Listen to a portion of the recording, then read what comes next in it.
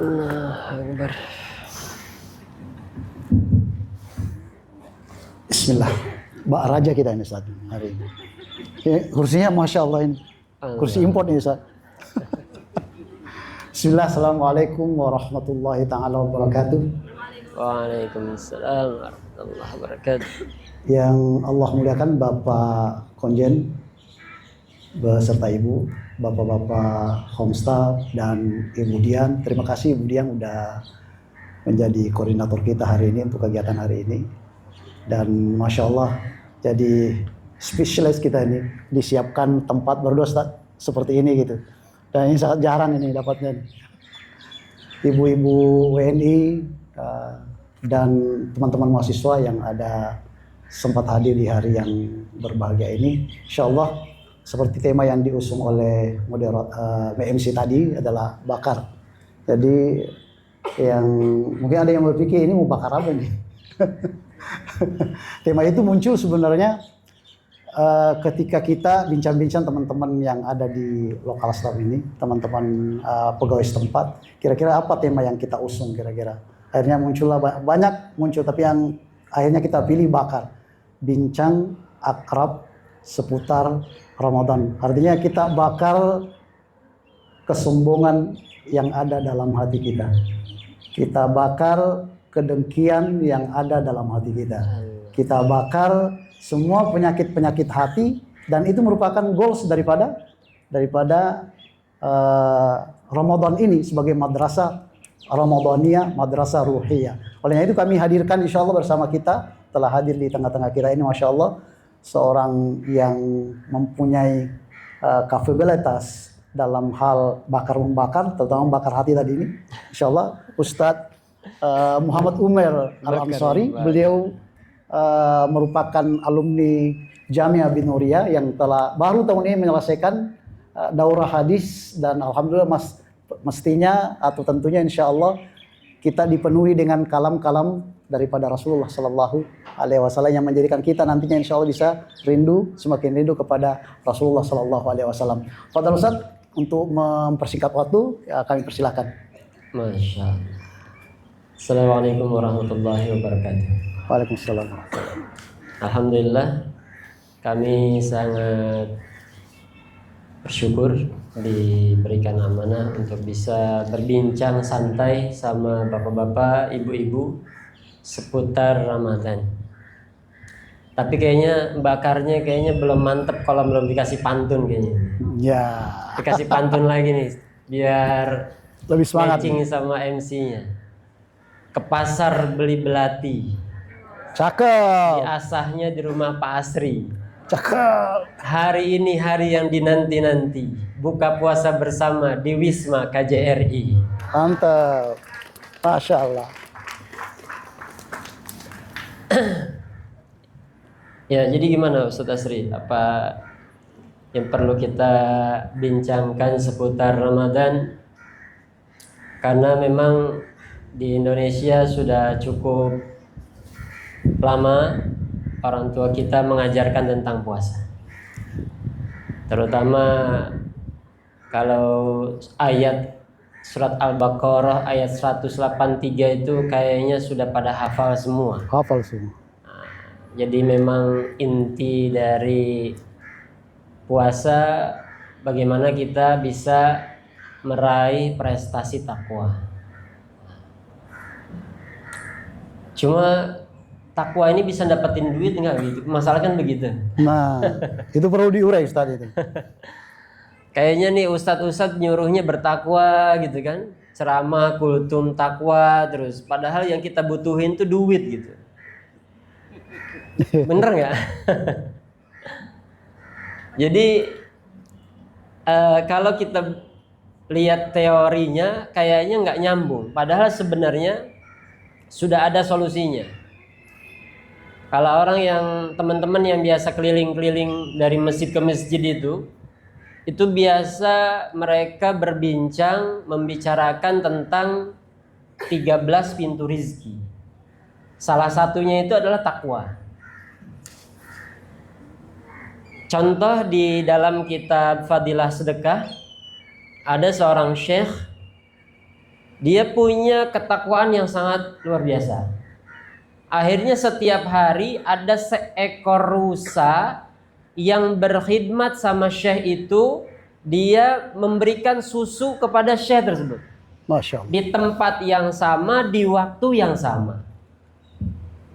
Jadi beliau punya sifat tawakal yang tinggi kepada Allah. Satu saat ada undangan makan di kampung. Nah, dalam hatinya mulai ada harapan. Ada harapan, wah enak juga kayaknya ini makan-makan di buka puasa di Wisma KJR ini. Ada harapan bakal dapat makan enak di Wisma KJRI. Ternyata Syekh tadi yang dapat kabar besok ada makan-makan, dia sudah punya harapan sedikit saja sama manusia. Besok akhirnya dia datang ke kampung, benar, ternyata ada makan-makan. Wah, dia makan enak. Besok dia balik lagi ke tempatnya, dia beribadah di dalam hutan. Ternyata yang hari-hari rusa itu datang tidak datang lagi. Jadi di situ kita diajarkan bagaimana kita belajar istighna, merasa cukup hanya kepada Allah Subhanahu wa taala. Orang yang punya rasa cukup itu adalah kekayaan tertinggi. Maka korelasi dengan puasa, kalau kita buka-buka di dalam kitab Ihya Ulumuddin, itu ada puasa tertinggi namanya Shaumul Khusus bil Khusus. Nah, itu tadi kalau sudah sampai puncak, dia bisa menata hati, tidak berharap sama manusia, tidak meminta kepada manusia. Tapi kalau kita sekarang levelnya masih level yang pertama aja dulu. Puasa orang biasa, menahan lapar dan menahan haus. Nanti naik lagi puasa khusus. Nah, itu anggota badannya puasa juga. Matanya puasa, telinganya puasa, pikirannya puasa. Kalau bapak-bapak insya Allah puasanya udah luar biasa ini. Udah terjaga semua anggota badannya. Apalagi kalau udah megang HP kan. Nah, awalnya lagi tidur lihat HP, pas giliran udah tidur HP yang ngeliatin kita. Nah, ini ada nggak di sini nih? Ibu-ibu ada nggak yang kayak gitu? Kebanyakan scrolling, akhirnya awalnya ngeliatin HP mau tidur, tahu-tahu orangnya tidur, HP-nya yang ngeliatin kita. Nah, ini berarti suasana puasanya harus dinaikkan levelnya. Mudah-mudahan puasa kita bisa naik level kita semua. Mungkin ada yang mau bertanya? Oh, Ustaz, itu sebenarnya konsep yang disampaikan oleh Abu Hamid Al-Ghazali ya, tentang level dan tingkatan puasa. Beliau adalah, mohon izin Bapak Ibu, beliau adalah ulama yang dikenal sebagai pembaharu, hidup di abad kelima. Beliau hidup di 405 atau 1800 Hijriah. Mohon maaf, 1080 Hijriah, abad kelima. Beliau ini memiliki suatu kitab namanya Asrarus Shaum, merupakan bagian atau terintegrasi dalam kitab Ihya Ulumuddin. Buku ini muncul untuk menjawab kegelisahan umat pada waktu itu, karena umat pada waktu itu di zaman di Baghdad, di Tusi, beliau Tusi ya, lahir di Iran, dekat dengan kita di sini. Kurang lebih kalau kita naik mobil dari sini lewat Balukistan itu satu hari kita ke Tusi. Beliau menjawab kegelisahan umat dengan menyusun suatu buku namanya Ihya Ulumuddin. Salah satu isi dari buku itu adalah yang tadi itu Asrarus Shaum, rahasia-rahasia puasa yang disebutkan oleh Ustaz Umir tadi, bahwa ada tingkatan, ada 3 level di puasa yang dibangun. Konsep beliau pertama adalah Shaumul Am, puasa umum yang kita alami semua, kemudian Shaumul Khas, kemudian Khasul Khawas. Yang itu yang ketiga, tingkat yang paling tinggi yang disebutkan yang tadi yang beliau ambil satu kisah tentang seorang syekh yang tiba-tiba ada harapan di hatinya. Ini Shaumul Khas ini merupakan totalitas penyambutan atau tawakal kepada Allah Subhanahu wa taala. Mungkin bisa dijelaskan Ustadz, kira-kira kita yang som am ini, puasa umum yang al-imsaku minal muftirati wal jima' minal muftirat, yaitu menahan diri dari makan, menahan diri dari minum, menahan diri dari melakukan hubungan suami istri. Mungkin bisa dijelaskan kira-kira ada enggak suatu hal yang kita lakukan bisa mengupgrade, bisa mengupgrade kita punya nilai atau value daripada puasa kita, sehingga kita nantinya tidak sia-sia melakukan puasa. Kan dalam sebuah hadis disampaikan bahwa ada orang yang berpuasa tidaklah dia temukan kecuali hanya lapar dengan haus. Jadi tips-tips atau kiat-kiat yang harus kita sampaikan kepada masyarakat kita di sini tentang bagaimana menjaga kualitas puasa dan bagaimana meningkatkan, misalkan seperti apa yang disampaikan oleh salafun shalih bahwa mereka itu adalah yang mereka lakukan adalah tilawatul Quran wa tadabburi, kemudian banyak memberi makan seperti yang dilakukan Bapak kita sekarang. Bisa kita bayangkan misalkan kalau jumlah tamu yang datang hari ini kurang lebih sekitar 160 ya Bu ya, 160 orang.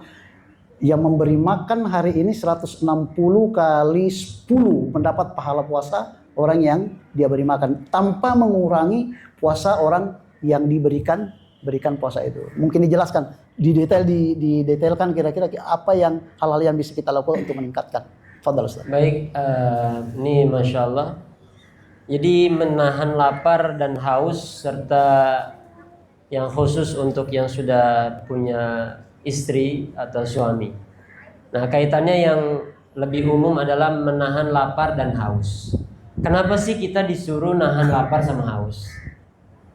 Jadi ada analogi seekor kuda yang ngamuk-ngamuk, nggak bisa dia repot untuk diatur, maka majikannya itu cara mendidik kuda itu awalnya dia ditahan di kandangnya, tapi masih ngamuk-ngamuk.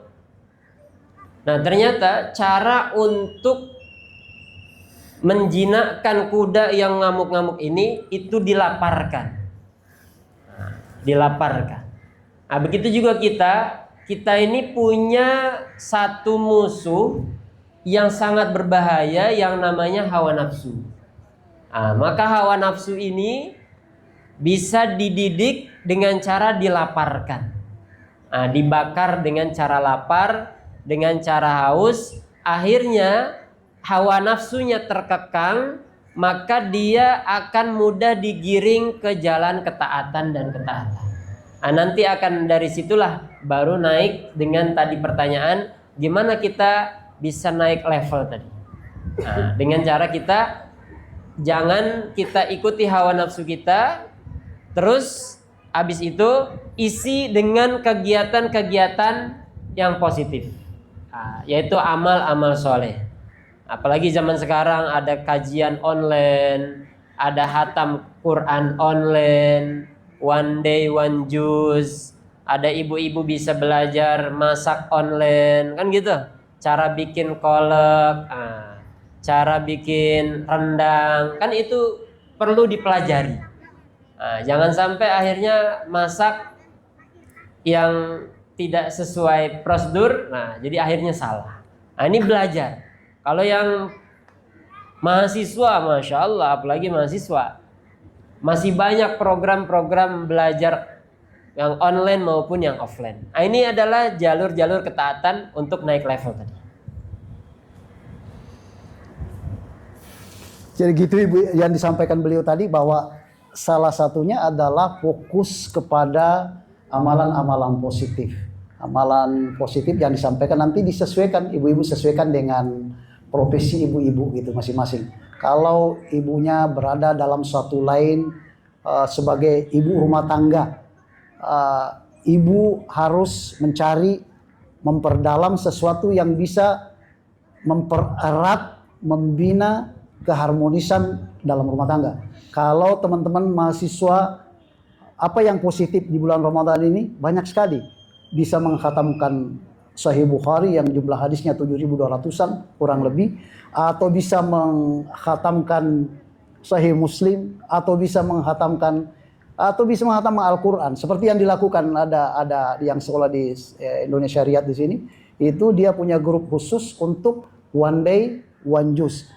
Kadang-kadang kita gini ya Bu ya, kalau kurang ada magnet, daya untuk mengajak kita untuk melakukan kebaikan, itu susah.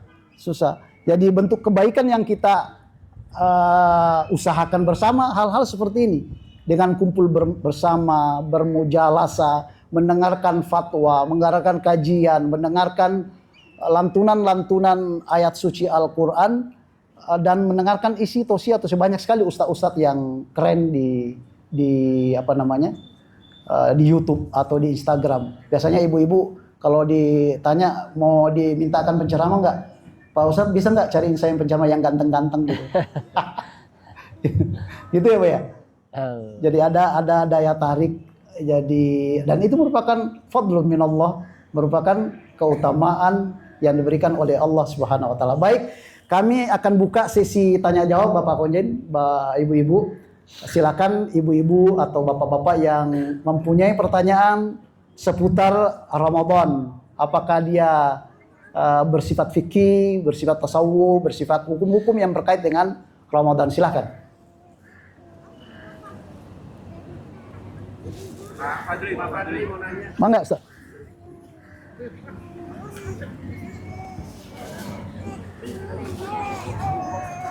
Kenapa diwajibkan? Ya, terima kasih Mas.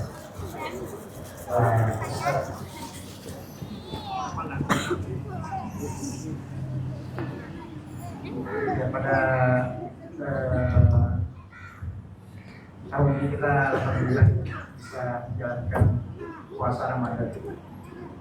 Tadi hubungannya dengan pembicaraan kita tentang bakar-membakar, tentang bagaimana puasa bakar-membakar bisa meningkatkan kualitas keimanan kita. Bagaimana tadi disampaikan level-level.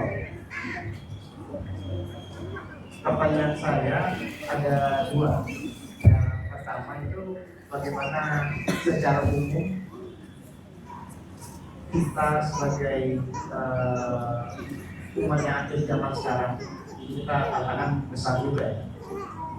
Ternyata dari teknologi juga kita ada tantangan khusus. Bagaimana kita bisa menahan nafsu? Nah ini nafsu. Bisa ceritakan sedikit tentang nafsu itu sendiri. Bagaimana kita manusia ketika kita bisa mengenal nafsu, artinya satu makhluk yang bisa kita kalahkan. Kita bisa mengenal bagaimana cara kita mengalahkan nafsu, khususnya untuk diri kita sendiri ya.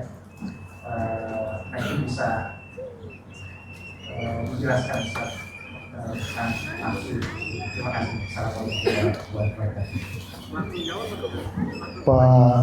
wabarakatuh. Pak Fadli menanyakan besarnya pengaruh teknologi sekarang ini yang dihubungkan kepada bagaimana mengekang nafsu. Semakin besar tekanan dari luar untuk melakukan maksiat atau ajakan untuk melakukan maksiat, bagaimana dengan supaya kita bisa menghindari atau menekan hawa nafsu tersebut. Baik, Masya Allah, pertanyaannya luar biasa tentang nafsu. Ini nafsu ini terbagi kepada tiga. Ada nafsul ammarah, ada nafsul mutmainnah, ada nafsul lawwamah. Yang berbahaya itu nafsul ammarah. Dan dalam hadis juga memang nafsu itu adalah satu hal yang membinasakan, membahayakan. Dalam satu hadis, salasun muhlikat, ada tiga yang membinasakan, menghancurkan. Salah satunya adalah wahawa muttaba'un, yaitu hawa nafsu yang diikuti. Nah sekarang gimana? Kita ini sudah ada handphone yang super canggih, di situ disuguhi segala macam yang sesuai dengan hawa nafsu.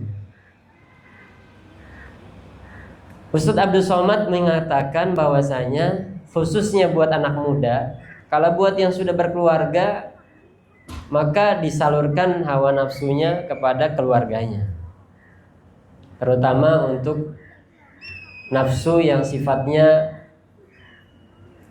suami istri. Nah, bagaimana dengan yang anak-anak muda? Maka Ustadz Abdul Somad mengatakan jangan sampai kita terpisah dengan kelompok-kelompok yang mengadakan satu kegiatan positif. Ya, kalau di Indonesia ada remaja masjid. Nah, kalau di sini mahasiswa ya bisa ikut kegiatan-kegiatan ya tadi, mau yang online ataupun yang offline. Karena kalau sudah sendiri, siapapun itu akan terjerumus, siapapun orangnya. Nah, ini makanya kita kalau bisa lebih baik kita banyak bergabung. Kalaupun tidak bergabung secara offline, ya secara online kita ikut kegiatan-kegiatan, kita isi. Dalam kegiatan Ramadan kita, pagi kita ikut one day one juice, nanti jam 9 ikut public speaking, belajar bicara di depan banyak orang, nanti jam siang kita mau belajar bahasa Arab, bahasa Inggris, bahasa Urdu. Masya Allah. Dunia me kam, kober me aram, jannat me in'am. Dunia tempat beramal, kubur tempat beristirahat, surga tempat kenikmatan. Nah, ini kita belajar bahasa Urdu, nanti belajar lagi bahasa-bahasa yang lain, apalagi anak binoria. Ada orang Kirgistan, kita belajar bahasa Kirgistan, Jakshe. Belajar lagi bahasa Madagaskar, Safawana. Apa kabarnya Madagaskar? Safawana. Nanti lagi ada Pak Dewanto pernah di Madagaskar. Nanti lagi belajar lagi. Nah, di situ akhirnya waktu kita penuh dengan kegiatan-kegiatan positif. Belum lagi kamar kita bisa dirapikan, dibersihkan, dirapihkan. Nah, itu kegiatan-kegiatan yang mengisi itu mengekang nafsu kita. Tapi kalau kita kosong, nggak ada kegiatan, mulainya awalnya lalai, akhirnya nyobain maksiat. Karena 3 posisi kita, taat, lalai, maksiat. Nah, maksiat ini sesuai dengan hawa nafsu. Nah, semua orang akan bisa terjerumus dengan maksiat, siapapun orangnya, maupun itu orang sudah belajar ilmu agama, sudah belajar di pesantren, tapi kalau dia tidak mengisi waktunya dengan kegiatan yang positif, akhirnya terjerumus dengan mengikuti hawa nafsu tadi.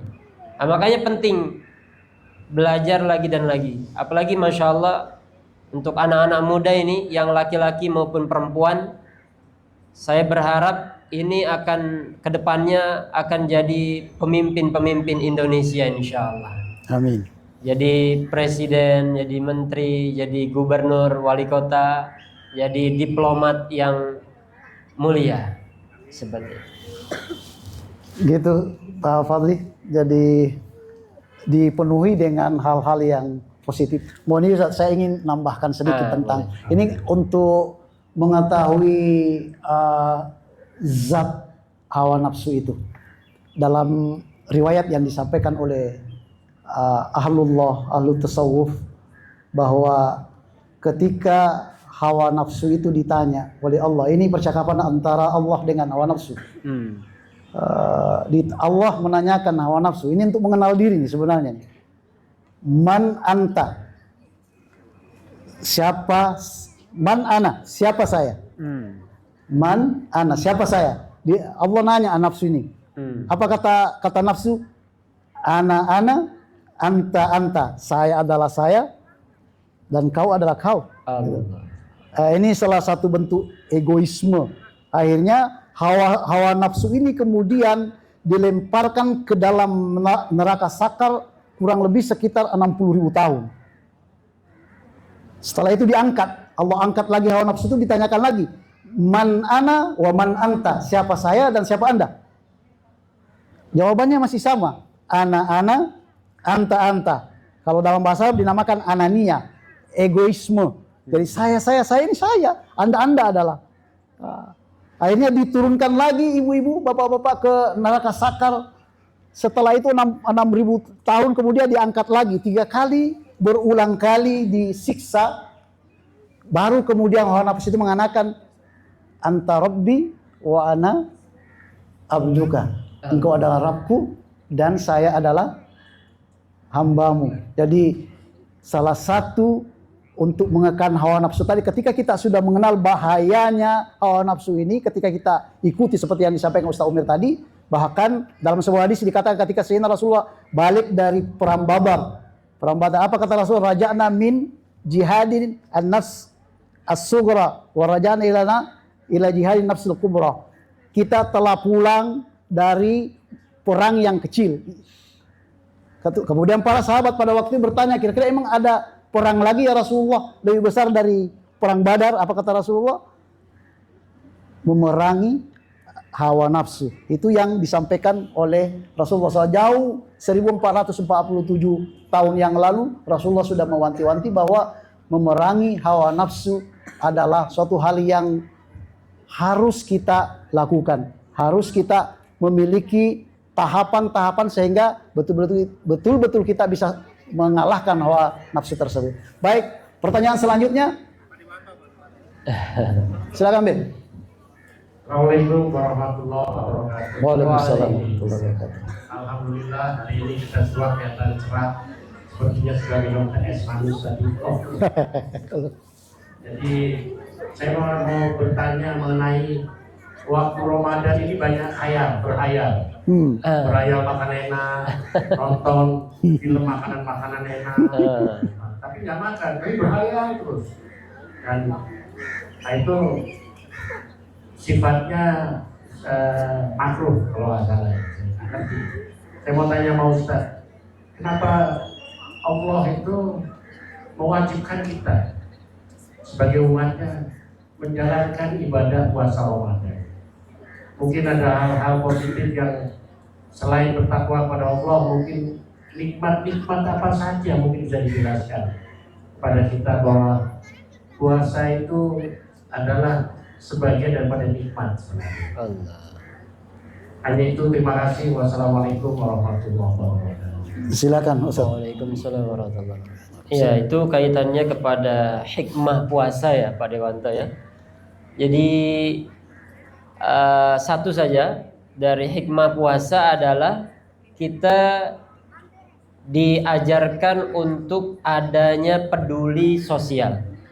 Dengan adanya kita lapar, kita haus, akhirnya kita jadi peduli merasakan bagaimana susahnya orang-orang yang kekurangan makan, kekurangan minum.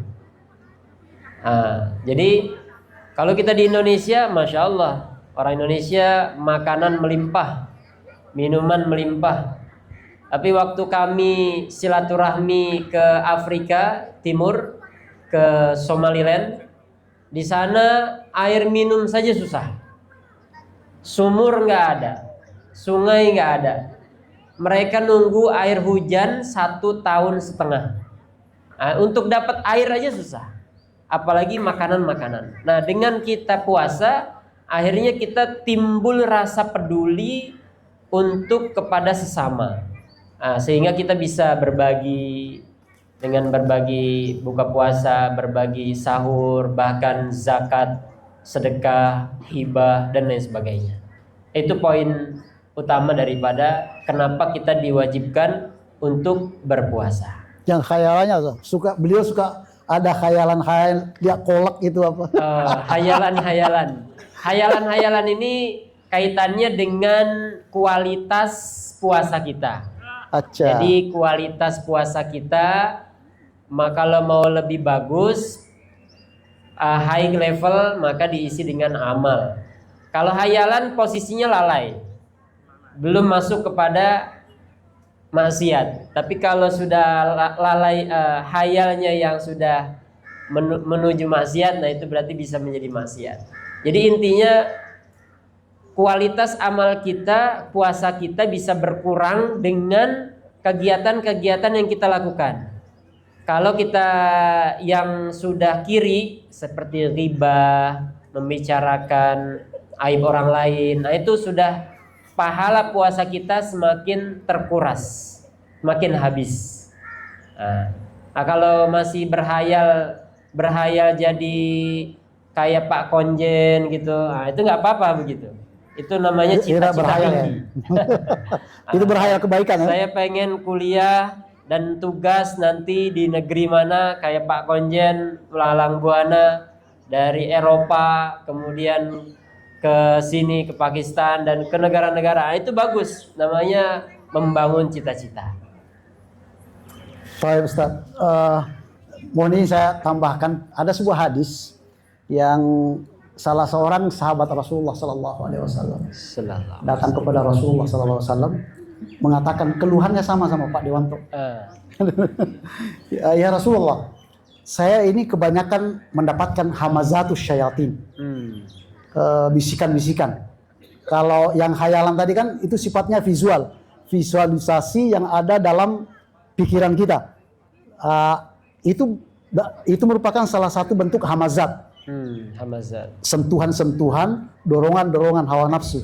Sahabat ini menyampaikan keluhannya kepada Rasul, mau dalam sholat, mau dalam beribadah, mau dalam rumah tangga, ada saja bisikan-bisikan yang memaksa dia untuk melakukan maksiat. Seperti misalkan seorang istri, ibu-ibu, seorang istri, kadang-kadang ada hamazatus syayatin, bisikan-bisikan setan yang mempengaruhi jiwa kita, pikir kita. Kadang-kadang karena capek, akhirnya muncul tuh keluhan tuh.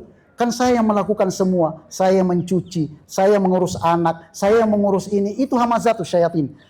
Sahabat ini datang kepada Rasulullah SAW, menanyakan keluhan itu. Kemudian Rasulullah mengatakan, apakah itu mempengaruhimu? Benar ya Rasulullah, naam ya Rasulullah. Kemudian Rasulullah memberikan suatu formula, lakukan ini insya Allah akan semua hamazat, sentuhan-sentuhan, gombalan-gombalan, rayuan-rayuan setan tadi itu akan hilang darimu. Formula apa yang diberikan? Rasulullah mengatakan, a'udzubillahi minasyaitonirrajim. Yang kolaknya, yang apa tadi itu, makanan-makanan ininya, itu insya Allah akan hilang dengan kata-kata a'udzubillahi minasyaitonirrajim. Tapi dengan catatan ucapan a'udzu ini, ta'wiza ini, itu muncul dari alam bawah sadar kita. Bukan karena sekedar saya mau seperti ini, enggak, tapi dia tergerak dari hati nurani, ya Allah tolong saya dengan gangguan ini. Sama seperti analoginya seperti ini, seorang anak yang dimarahi, kemudian dia datang kepada ayahnya, dia datang kepada bapaknya mengatakan, ayah tolong bantu saya, ada seorang yang menyiksa saya, yang ingin memukul saya. Seperti itulah kita mengucapkan kalimat a'udzu billahi minasyaiton. Itu tambahannya Ustaz. Baik, Bapak Ibu ada pertanyaan lain dari ibu-ibu? Kita persilakan. Maaf Ali sebentar. Ya, silakan. Pak Wajid, silakan Bapak. Bismillahirrahmanirrahim. Assalamualaikum warahmatullahi wabarakatuh. Waalaikumsalam. Terima kasih atas kesempatan yang diberikan. Pertama saya ingin mengomentari dulu nih kenapa kita buat setting seperti ini. Tadi Pak Asri katanya agak surprise karena kami ingin memuliakan Ustaz. Itu tujuan kami semua. Gioblos. Karena Ustaz adalah sumber ilmu ya yang harus kita hormati dan kita muliakan. Yang kedua Pak Ustaz, ini di puasa selalu tantangannya buat kita yang bekerja ya, itu mengenai produktivitas. Nah kami ingin tahu apakah di dalam agama itu ada semacam dispensasi atau seperti apa buat orang-orang yang harus bekerja dengan produktivitas tertentu itu, ya katakanlah bolehlah kita agak melalaikan sedikit puasa. Saya pernah menemui seorang tukang becak yang saya tanya kenapa tidak puasa, dia bilang Allah Maha tahu karena saya harus bekerja keras untuk menyebutkan keluarga. Tapi di sisi lain juga sebenarnya dalam puasa kan misalnya tidur itu juga ibadah, sehingga kita dapat pahala, sehingga orang kemungkinan cenderung mungkin agak santai sedikit nanti dalam puasa ini. Jadi kami ingin tahu di dalam bulan puasa ini terkait dengan produktivitas itu kalau ketentuan agama seperti apa? Apakah kita tetap dituntut produktif atau kita boleh agak santai-santai sedikit atau seperti apa? Terima kasih. Assalamualaikum warahmatullahi wabarakatuh. Waalaikumsalam. Silakan. Masya Allah, pertanyaan yang Belum, luar Ustaz, biasa belum. ini dari pimpinan kita Pak Konjen tentang produktivitas dalam bekerja. Ya memang justru dengan berpuasa, justru produktivitas kinerja kita harusnya lebih meningkat. Apalagi kita malam sudah ada qiyamul lail. Sebenarnya kita qiyamul lail itu sedang minta pertolongan kepada Allah untuk nanti pas siang ketika kerja, ketika kita dihadapkan dengan berbagai kesulitan, nanti akan ada jalan-jalan keluarnya. Nah, seperti itu. Maka seharusnya kalau kita sudah mantap, jadi amalan itu dibuat, puasa, qiyamul lail itu untuk memantapkan langkah kaki kita, memantapkan hati kita untuk mau mengambil keputusan. Apalagi pimpinan bahkan disebut dalam Islam itu namanya amir. Amalan seorang amir itu bahkan ditambah untuk ketika ngambil keputusan itu tidak salah, ada ilham-ilham, petunjuk-petunjuk yang tepat. Nah, dengan amalan tadi itu agar hatinya lebih mantap, langkah kakinya lebih mantap. Nah, jadi produktivitas harus terus meningkat. Bahkan kalaupun sudah mau kiamat, kalau ada biji yang di tangan, 5 menit lagi mau kiamat, ya kita harus tanam. Itu tandanya produktivitas kinerja harus terus berjalan walaupun sudah mendekati hari kiamat. Nah, kemudian yang kedua, tadi ada tukang beca enggak puasa. Sebenarnya boleh nggak sih orang yang kerja berat tidak puasa? Sebenarnya nggak boleh. Orang yang kerja berat tidak puasa itu nggak ada. Cuma dia harus niat puasa di malam hari dan paginya dia mulai berpuasa. Nanti kalau ketika kerjanya sangat berat, matanya udah kunang-kunang, udah doyong itu badannya, udah keringat dingin, nah disitulah baru dia boleh membatalkan puasanya. Nah, itu ada tukang kuli bangunan. Waktu kami ke Karawang bawa jamaah dari Mesir, siang-siang itu orang Karawang lagi minum es kelapa. Masya Allah, enak banget ini siang-siang. Jangan dibayangin, Pak. Di depan rumah lagi. Akhirnya kita berhenti. Syekh, maaf Syekh, nanzil huna, kita turun sini. Kenapa? Ada orang nggak puasa. Nah, kita tanya, kenapa Pak nggak puasa? Kita habis panen padi. Jadi kalau ada batasan-batasan buat orang yang kerja berat tadi, tetap dia niat puasa malamnya, siangnya tetap dia bekerja, dan sampai sisa-sisa tenaga, kalau memang nggak kuat baru dia boleh membatalkan puasanya. Kemudian juga kalau memang kerjaannya bisa diganti jadi malam hari, tidak menghalangi, maka harus diganti malam hari. Tapi kalau tidak bisa, harus siang, berarti masuk tuh batasan pekerja berat boleh membatalkan puasanya. Secara ringkas seperti itu Pak Panji. Kurang lebih seperti itu Pak Wajen. Silakan Pak Dokter. Si. Tes 1 2. Assalamualaikum warahmatullahi wabarakatuh. Waalaikumsalam. Mumpung pertanyaan sebelah kanan dan mumpung juga dua narasumber yang menurut kami masya Allah ya, perpaduan ilmu, satu lulusan Kero, satu lulusan Pakistan. Jarang-jarang momentum seperti ini. Masya Allah. Ini pertanyaannya bagaimana mungkin Ustadz berdua melihat atau Islam melihat banyak orang berlomba-lomba berbuat kebaikan itu pada bulan Ramadan.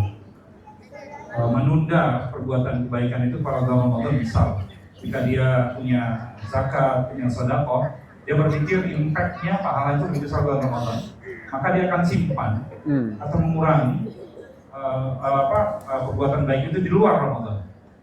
Karena memang apapun yang dilakukan Ramadan yang sunnah pahalanya 10 kali lipat, yang wajib bisa berlipat-lipat. Nah, kalau dari segi ilmu ekonominya pasti orang akan melihat kenapa kita bersedekah di luar Ramadan, tunda saja dalam Ramadan karena impactnya jauh lebih besar, pahalanya jauh lebih besar.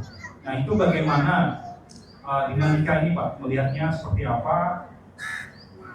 Apakah itu dibolehkan? Apakah itu dianjurkan?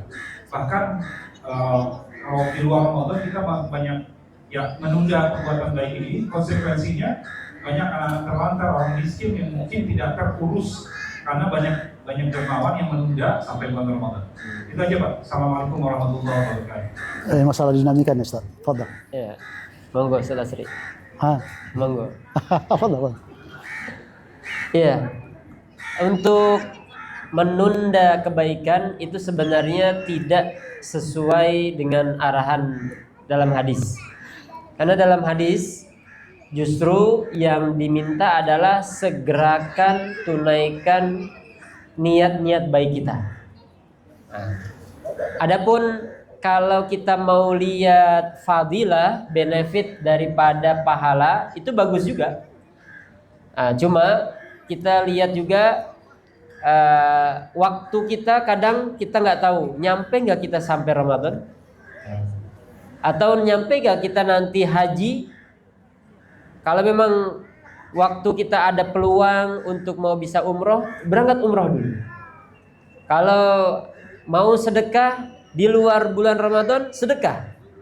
Kemarin kita sudah bahas memancing amal dengan amal. Saya mau bisa bersedekah nanti di bulan Ramadan, maka perbanyak sedekah justru di luar bulan Ramadan. Nanti akan bisa kita berbuat sedekah di bulan Ramadan yang lipatan gandanya lebih besar lagi. Nah, seperti itu ringkasnya. Kurang lebih sebenarnya fleksibel ya Ustaz. Ya. Artinya misalkan di sebuah hadis disampaikan Rasulullah mengatakan bahwa memberikan ini konteksnya dengan apakah boleh kita menunda, menahan amalan kita sampai bulan Ramadan. Itu konteks kondisional. Maksudnya ada sebuah hadis yang mengatakan bahwa pahala orang yang memberi utang, pahala orang yang memberi utang jauh lebih besar pahalanya dari orang yang memberi sedekah. Artinya gini, saya ketika datang kepada seseorang untuk ngutang, itu tentunya saya sudah sangat butuh dibanding dengan orang yang menunggu sedekah gitu.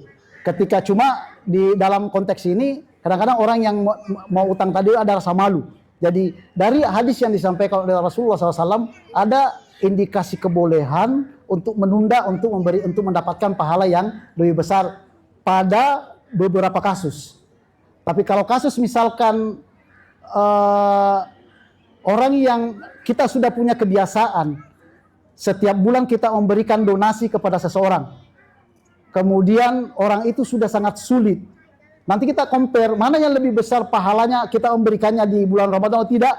Tentunya kita pada saat ini apa yang disampaikan Rasulullah harus dilaksanakan secara spontan.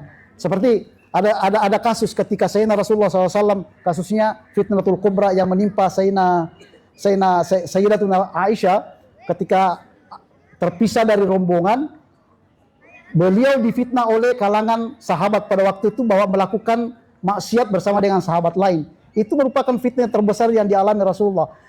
Sayyidina Abu Bakar memiliki seorang yang selalu diberi donasi tiap bulan. Selalu diberikan donasi tiap bulan.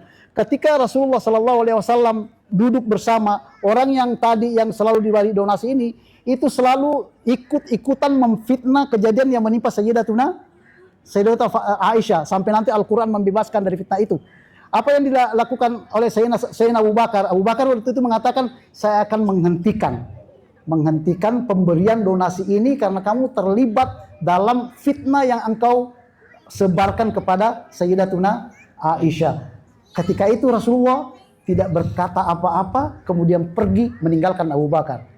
Ulama-ulama hadis kemudian menelaah hadis ini bahwa setidaknya seorang yang memiliki kebiasaan yang seperti tadi itu jangan dihentikan. Karena orang sudah memiliki harapan.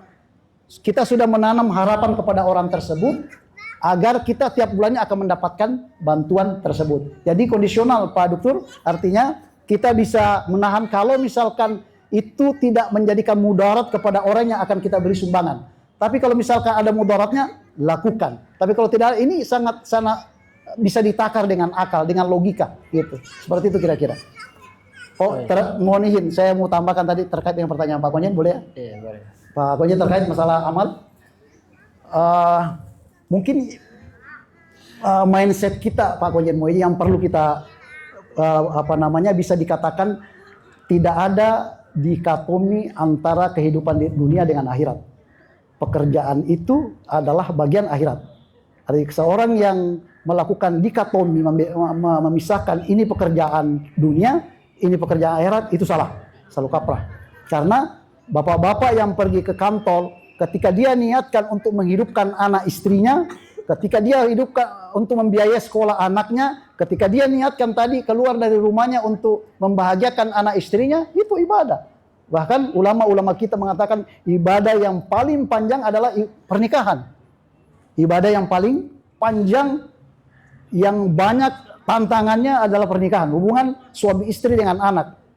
Ada seorang ibu-ibu tua yang ditinggal mati suaminya. Dia membesarkan anaknya perempuan semua. Anaknya ada 3 perempuan semua dia besarkan.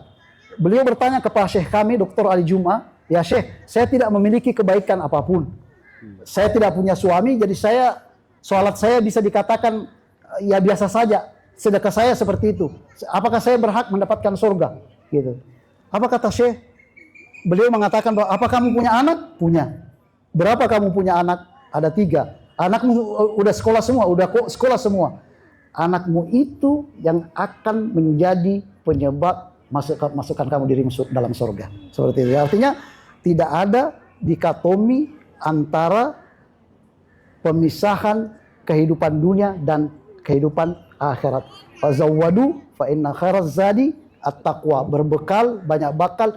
Bahkan Rasulullah SAW mengajarkan bagaimana melakukan formulasi supaya amalan-amalan ini bisa bernilai ibadah, bisa nyampe ke langit. Kan Rasulullah mengatakan, Ustaz, kullu amalin la yabda'u fihi bismillahirrahmanirrahim. Riwayat lain, riwayat Muslim mengatakan bihamdillahi fahuwa aqta. Semua amalan yang tidak dimulai dengan bismillahirrahmanirrahim, riwayat Muslim alhamdulillah fahuwa aqta. Fi riwayatin ukhra fahuwa abtar. Semuanya terputus. Artinya untuk mengoneksikan amalan-amalan kita itu harus kita koneksikan dengan Allah. Yang tadi itu ada ungkapan-ungkapan, saya bekerja untuk istri, saya bekerja untuk anak, saya masak ibu-ibu di dapur untuk suami saya. Berapa banyak yang ibu-ibu bisa dapatkan dari sesuap yang disuap oleh suami. Itu semuanya ibadah. Itu memiliki nilai ibadah. Kalau di hari-hari biasa satu kebaikan satu pahala, di Ramadan ini Masya Allah tabarakallah satu kebaikan mencapai 10 kebaikan. Itu Ustaz. Baik, pertanyaan terakhir dari ibu-ibu.